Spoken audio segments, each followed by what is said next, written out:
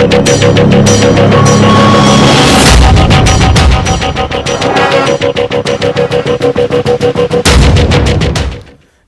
स्वागत है आपका। आप देख रहे हैं हमारी खास पेशकश। मैं हूं आपके साथ सुमित झा। दरभंगा ब्लास्ट मामले के तार पाकिस्तान, आईएसआई और आतंकी संगठन लश्कर-ए-तोयबा से जुड़ रहे हैं। यूपी के कैराना से गिरफ्तार हाजी सलीम ने खुलासे किए हैं। उससे आतंक के कई शागिर्द एक के बाद एक जांच एजेंसियों के हत्थे चढ़ रहे हैं। दरभंगा पार्सल बम ब्लास्ट पर देखिए हमारी यह खास पेशकश। गिरफ्त में हाजी, शिकंजे में शागिर्द।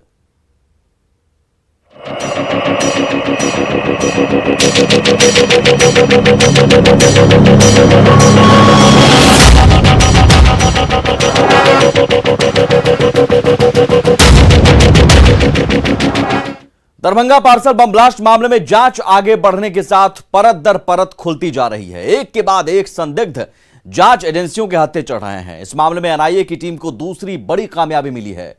टीम ने साजिश के दो और आरोपियों को धर दबोचा है और दोनों आरोपी यूपी के कैराना के रहने वाले हैं। दरभंगा को दहलाने वालों पर शिकंजा।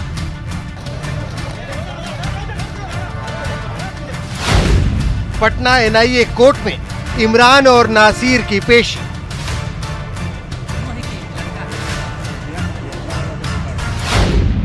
यूपी से इमरान और नासिर का आका गिरफ्तार। ये शुक्रवार सुबह उस वक्त की तस्वीर है जब एनआईए की टीम दरभंगा पार्सल ब्लास्ट के आरोपी नासिर और इमरान को हैदराबाद से लेकर पटना एयरपोर्ट पहुंची। आतंकी साजिश के सबसे बड़े गुनहगार कहे जा रहे इन दोनों भाइयों के पहुंचने से पहले ही पटना एयरपोर्ट पर सुरक्षा बेहद कड़ी कर दी गई थी, जहां से इन्हें सख्त सुरक्षा घेरे में बिहार एटीएस के मुख्यालय ले जाया गया। एटीएस अफसरों की पूछताछ के बाद दोनों को पटना की एनआईए कोर्ट में पेश किया गया, जहां एनआईए ने कोर्ट से इनकी 10 दिन की रिमांड मांगी। आरोप है कि इमरान और नासिर ने ही 15 जून को सिकंदराबाद दरभंगा एक्सप्रेस से कपड़े का वो पैकेट पार्सल किया था जिसमें छिपा कर रखा गया लिक्विड आईडी 17 जून को दरभंगा स्टेशन पर ब्लास्ट कर गया। 30 जून को हैदराबाद के गिरफ्तार इन भाइयों के घर छापेमारी में एनआईए को उस केमिकल के अंश भी मिले जिसका इस्तेमाल आईडी बनाने में किया गया था। हैदराबाद के नामपल्ली इलाके में खुद को कपड़ा कारोबारी बताकर रह रहे इमरान और नासिर मूलतः यूपी के कैराना के रहने वाले हैं, जहां से एनआईए ने शुक्रवार को हाजी सलीम और कासिम उर्फ कफील नाम के 2 और शख्स को गिरफ्तार किया है। आरोप है कि सफेद दाढ़ी वाले हाजी सलीम के रिश्ते पाकिस्तानी आतंकी संगठन लश्कर-ए-तैयबा के हैंडलर इकबाल काना से हैं और इसने ही धमाके के लिए इमरान और नासिर को रिक्रूट किया था, जबकि काली दाढ़ी में नजर आ रहा ये शख्स कासिम उर्फ कफील है, जिसे हाजी सलीम का सहयोगी बताया जा रहा है। दिल्ली से शंकर आनंद और पटना से संजय के साथ अमित कुमार की रिपोर्ट। कैराना के हाजी सलीम की गिरफ्तारी के बाद ब्लास्ट मामले की परतें खुलती दिख रही हैं। पूछताछ में सलीम ने जांच एजेंसियों के सामने कई खुलासे किए हैं और इन्हीं खुलासे के आधार पर गुरुवार को हैदराबाद से नासिर और इमरान नाम के 2 भाइयों को गिरफ्तार किया गया और दोनों को पटना की एनआईए कोर्ट में पेश किया गया। कोर्ट में पेशी से पहले दोनों से करीब 3 घंटे तक कड़ी पूछताछ की गई। पूछताछ के लिए एनआईए को 9 जुलाई तक रिमांड मिल गई है।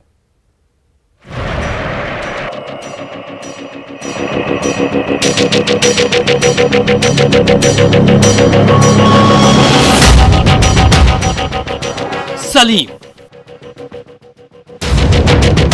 नासिर, इमरान, आतंक के ये 3 चेहरे, ये है दरभंगा ब्लास्ट की तिकड़े।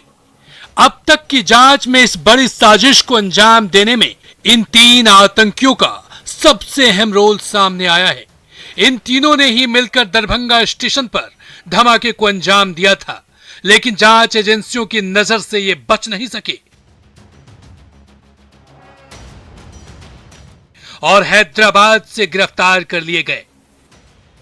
एनआईए की टीम ने नासिर और इमरान नाम के दोनों भाइयों को पूछताछ के लिए हैदराबाद से पटना लेकर पहुंची। दोनों को पटना एयरपोर्ट से सीधे एनआईए ऑफिस ले जाया गया। एनआईए की टीम ने नासिर और इमरान से करीब 2.25 घंटे पूछताछ की। इसके बाद दोनों को एनआईए कोर्ट में पेश किया गया। नासिर और इमरान मलिक को गुरुवार को हैदराबाद के नामपल्ली इलाके से गिरफ्तार किया गया था। एनआईए सूत्रों के मुताबिक इन दोनों ही भाइयों ने धमाके के लिए बम बनाया था। दोनों उत्तर प्रदेश के शामली के रहने वाले हैं और हैदराबाद में कपड़े का कारोबार करते हैं। गिरफ्तारी के बाद जांच एजेंसियों को इनके घर से केमिकल के सबूत मिले। ये केमिकल दरभंगा ब्लास्ट में इस्तेमाल केमिकल से मैच करता है।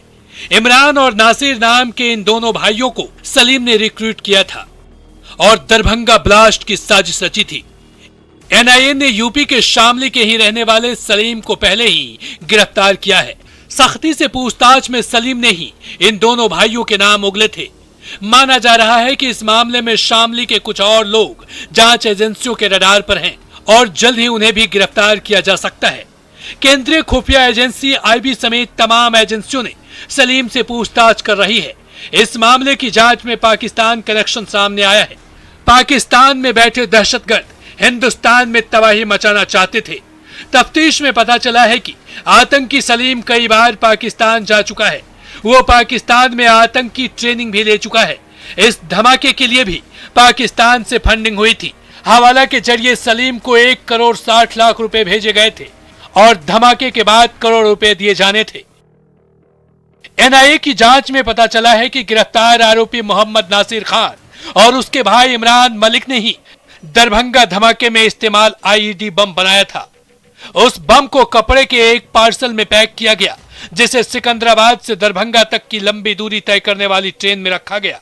इनका मकसद था एक चलती हुई यात्री ट्रेन में विस्फोट करना, लेकिन सही समय पर बम में धमाका नहीं हो सका और एक बड़ा हादसा होने से बच गया। Bureau report, news 18।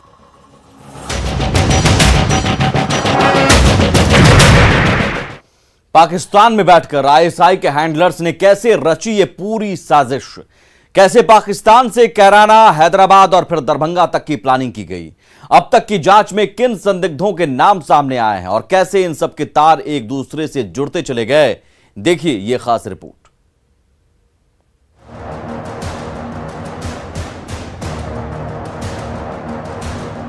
जैसे जैसे जांच आगे बढ़ रही है, दरभंगा ब्लास्ट के आकाओं की कलई खुलती जा रही है। पहले सलीम और अब नासिर और इमरान की गिरफ्तारी के बाद इस धमाके की कड़ियां पाकिस्तान से साफ जुड़ती नजर आ रही हैं। पाकिस्तान में बैठे आतंक के आकाओं ने ही इस धमाके की साजिश रची थी, लेकिन अब एक के बाद एक कई संदिग्धों के हत्थे चढ़ने से मामले की परत दर परत खुलती जा रही है। आइए आपको समझाते हैं कैसे इस पूरे मामले की साजिश रची गई और कैसे पाकिस्तान में बैठे आकाओं ने दरभंगा में धमाके को अंजाम दिया। पाकिस्तान में बैठे आईएसआई के हैंडलर्स ने सबसे पहले यूपी के कैराना में अपने स्लीपर सेल्स को एक्टिव किया। गिरफ्तार संदिग्ध आतंकी सलीम इस आतंकी स्लीपर सेल का हिस्सा है। सलीम ने इस काम के लिए हैदराबाद में रहने वाले नासिर और इमरान नाम के 2 भाइयों को रिक्रूट किया। इसके बाद दोनों भाइयों ने सिकंदराबाद से दरभंगा जाने वाली ट्रेन में धमाका करने के लिए बम बनाया और इसी बम से 17 जून को दरभंगा स्टेशन पर धमाका हुआ।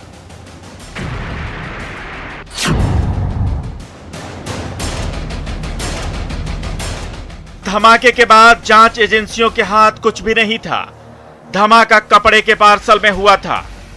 भले ही इसकी इंटेंसिटी कम थी, लेकिन यह बात साफ हो चुकी है कि इसके पीछे बड़ी साजिश रची गई है। एजेंसियों ने जैसे जैसे मामले की पड़ताल करनी शुरू की, इसकी कड़ियां खुलने लगी। मामले में सबसे पहले मोहम्मद सुफियान का नाम सामने आया। मोहम्मद सुफियान ने ही पार्सल को सिकंदराबाद से दरभंगा के लिए बुक किया था। हैरानी की बात है कि इस पार्सल पर बुक करने वाले और रिसीव करने वाले का नाम एक ही है, यानी मोहम्मद सुफियान। सुफियान पाकिस्तान में आतंकी ट्रेनिंग ले चुका है और फिलहाल फरार है। फोन कॉल डिटेल और दूसरी जांच में सामने आया कि मोहम्मद सुफियान जावेद नाम के आतंकी से संपर्क में था। जावेद का नाम भारत में हुए कई आतंकी मामलों में सामने आ चुका है। पाकिस्तान में बैठे दहशतगर्द हिंदुस्तान में तबाही मचाना चाहते थे। इसके लिए उन्होंने इकबाल काना को संपर्क किया। आईएसआई का हैंडलर इकबाल काना यूपी के शामली का रहने वाला है। इकबाल ने इसके लिए कैराना के रहने वाले सलीम से संपर्क किया और सलीम को पैसे भी भेजे। सलीम पाकिस्तान जा चुका है, जहां पर उसे आईएसआई और लश्कर के लोगों ने ट्रेन किया और भारत में बड़ा आतंकी हमला करने को कहा। सलीम कैराना लौटा और फिर उसने इमरान और नासिर को रिक्रूट किया। दोनों कैराना के रहने वाले हैं, लेकिन बिजनेस के लिए फिलहाल हैदराबाद शिफ्ट हो गए थे।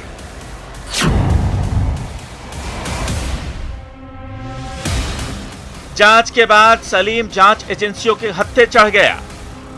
सख्ती से हुई पूछताछ में सलीम ने आतंकी साजिश के कई राज उगल दिए। धमाके के लिए सलीम को हवाला के जरिए 1,60,000 रुपए भेजे गए थे और धमाका हो जाने के बाद करोड़ों रुपए दिए जाने थे। सलीम ने ही नासिर और इमरान के नाम का खुलासा किया था। कैराना के रहने वाले ये दोनों भाई हैं और हैदराबाद में कपड़े का कारोबार करते हैं।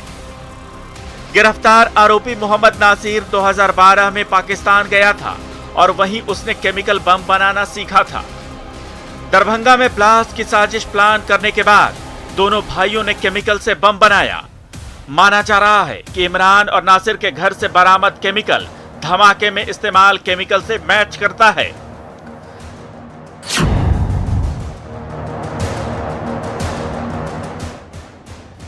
पाकिस्तान में बैठे आईएसआई के हैंडलर इस मामले में कोई कोताही नहीं बरतना चाहते थे, इसलिए हैदराबाद में इमरान के मोबाइल नंबर पर पाकिस्तान से एक वीडियो भेजा गया। वीडियो में लिक्विड बम बनाने का तरीका था।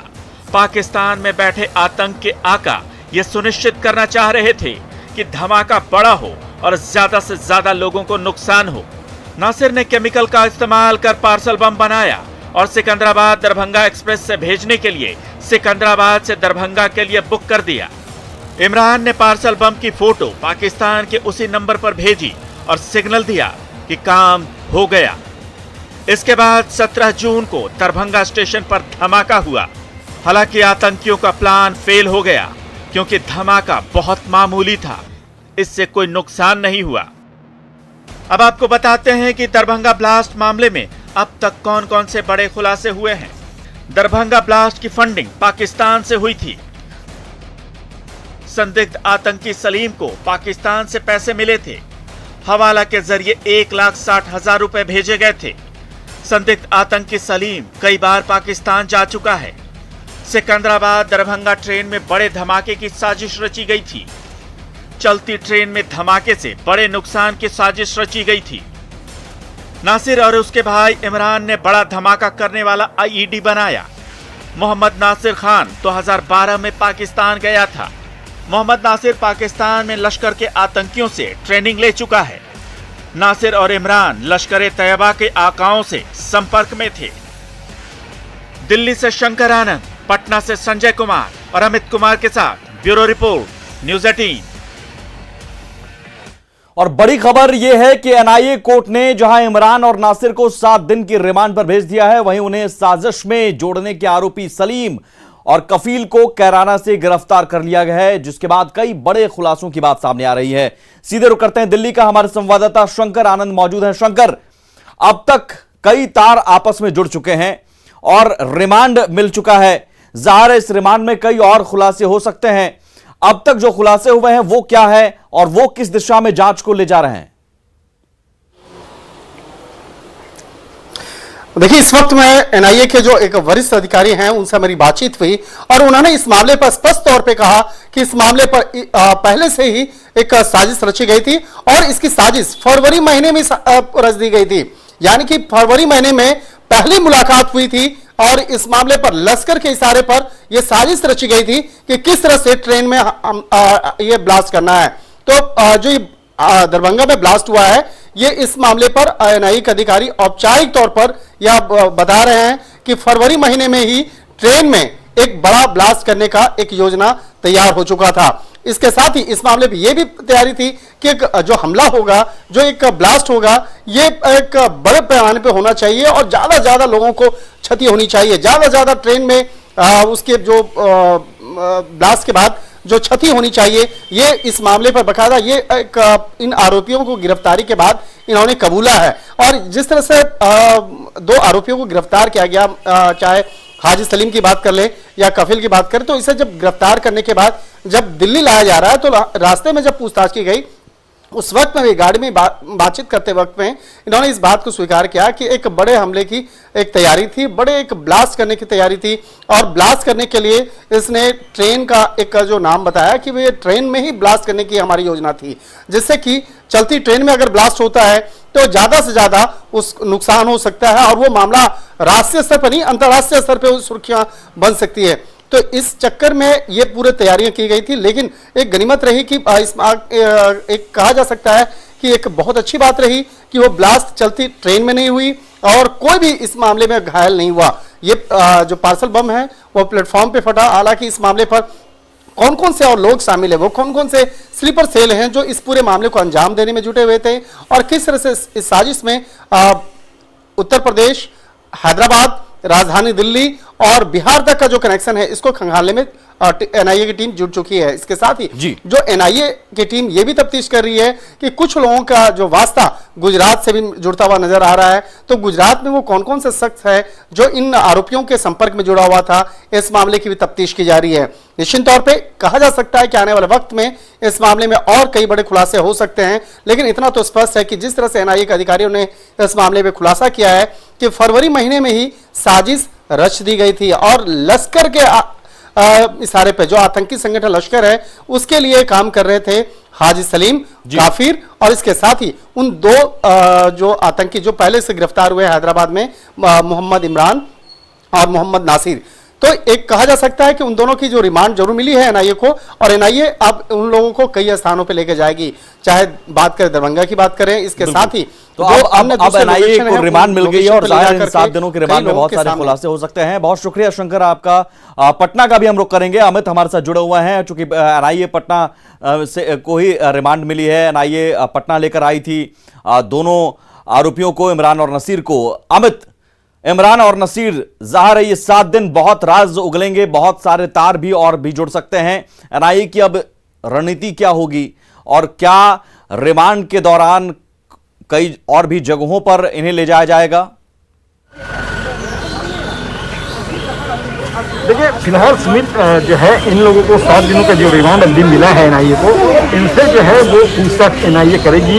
एटीएस के जो अधिकारी हैं वो भी बिहार के, वो पूछताछ करेंगे। पूछताछ के बाद जो है कई चीजें सामने आएंगी, उनके आधार पे जो है एनआईए रिएक्ट करेगी। लेकिन सबसे बड़ी बात है कि 7 दिन का वक्त जो है वो बेहद महत्वपूर्ण है एनआईए के लिए, क्योंकि एनआईए जो है अभी कई सवाल एनआईए के जो है वो नहीं पूछ पाई है एनआईए की टीम। तो ऐसे में इन दोनों को अलग अलग बैठा करके एक ही तरह के सवाल पूछे जाएंगे।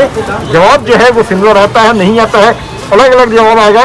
तो जाहिर सी बात है कि सवाल जो है वो बढ़ते जाएंगे। इसके साथ ही साथ क्योंकि आज कैराना से जो है मोहम्मद समीर और कफील की भी गिरफ्तारी हो गई है, तो ऐसे में उन लोगों की पेशी भी जो है कल से परसों तक में एनआईए की इसी कोर्ट में होगी जहाँ पे आज इमरान और नासिर को पेश किया गया है। उन लोगों को भी जो है रिमांड पर लेने के लिए एनआईए के अधिकारी जो हैं वो अर्जी लगाएंगे। अर्जी का अवधि जो है वो भी लगभग 10 दिनों का ही बताया जा रहा है, क्योंकि जो अर्जी जिस तरह से आज नसीर और इमरान को रिमांड पे लेने के लिए 10 दिन का अर्जी एनआईए के वकील ने लगाया था, उनकी भी जो पेशी होगी कफील और समीर की, तो उनके लिए भी रिमांड की अर्जी जो है वो एनआईए की टीम लगाएगी। अगर वो रिमांड पे मिलते हैं तो फिर चारों से जो है वो एक से सवाल किए जाएंगे। सवाल में कई महत्वपूर्ण बिंदु होंगे कि ब्लास्ट करने का मंसूबा कैसे था, कैसे आपने ये तमाम चीज़ें जो है केमिकल बम कैसे आपने बनाया। उसके साथ साथ चूँकि ये विस्फोट का जो मंसूबा जो है पाकिस्तान से रचा गया है, तो जो एनआईए ने अपने प्रेस रिलीज में जो एफआईआर कॉपी में मेंशन किया कि जो है लश्कर तैयबा का हाथ है और इनके लिए फंडिंग की गई थी करोड़ों की, तो वो तमाम सवाल हैं जिसको खंगालेगी एनआईए। चलिए, बहुत शुक्रिया अमित इस जानकारी के लिए। तो अभी कई सारे सवालों का जवाब मिलना बाकी है और इन 7 दिनों के रिमांड में उन सवालों का जवाब मिलेगा। कैराना से सलीम और कफील को भी गिरफ्तार किया गया है, उन्हें भी रिमांड पर लेकर पूछताछ की जाएगी और आगे आने वाले दिनों में पता चलेगा कि इसके पीछे मास्टरमाइंड कौन था और क्या और भी कोई बड़ी साजिश रची जा रही थी। फिलहाल इसी के साथ इस खास पेशकश में इतना ही। आगे भी खबरों का सिलसिला लगातार जारी है। नमस्कार।